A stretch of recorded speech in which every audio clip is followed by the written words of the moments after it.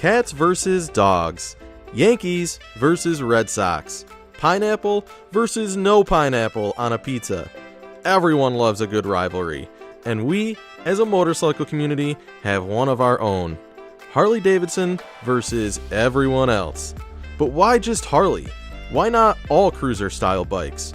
What is it that stigmatizes Harley Davidson riders?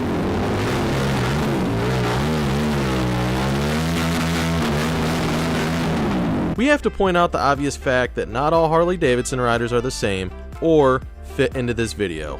But there's a reason why this video is titled Harley Davidson versus everyone else and not Harley Davidson versus Suzuki or versus Kawasaki or even cruisers versus sport bikes. You see, there's a certain oblivious delusion to some Harley Davidson riders that open themselves up to relentless trolling. Whether it be a lack of riding skill,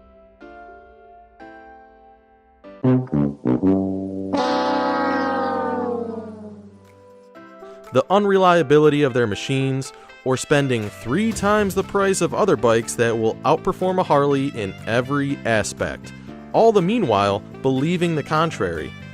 Not to mention that within the riding community, Harley riders are known to be nothing more than a large cosplay group. And when there's less than a 10% chance of inclement weather, it's time to dress up in all the Harley Davidson attire that they've acquired at their local Harley Davidson retail store and take their waxed up garage queens out for a 30-minute ride, all while pointing their noses up at every passing motorcycle and not even thinking about throwing down a wave to a fellow rider. Is a wave of camaraderie a big deal?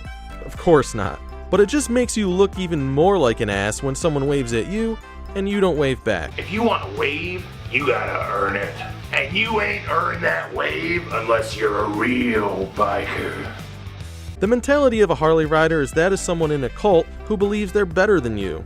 What's hilarious is they believe they're skilled riders because they've been riding for decades, in straight lines, but come to an absolute panic when approaching any indication of a curve and slow down to the speed of a brisk walk, oblivious to the apex, body position, and throttle control.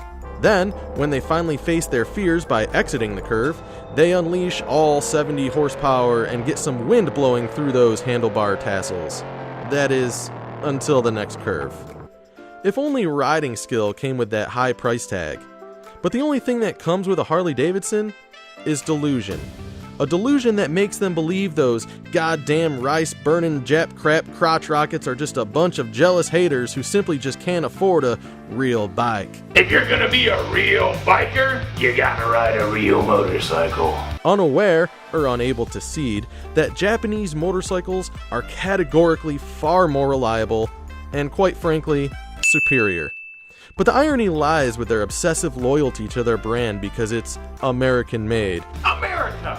America! America! When in reality, Harley Davidson motorcycles are only assembled in America and have numerous foreign parts.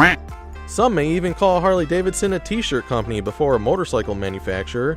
So what is it about Harley Davidson that makes someone decide to buy something that's overpriced, unreliable, underpowered, and not truly American-made? That's a question for you to answer in the comments. And while I've thrown shade at Harley riders the whole time in this video, as long as your knees are in the breeze, we're all brothers, regardless if you're an asshole. I'm John.com. Thanks for watching.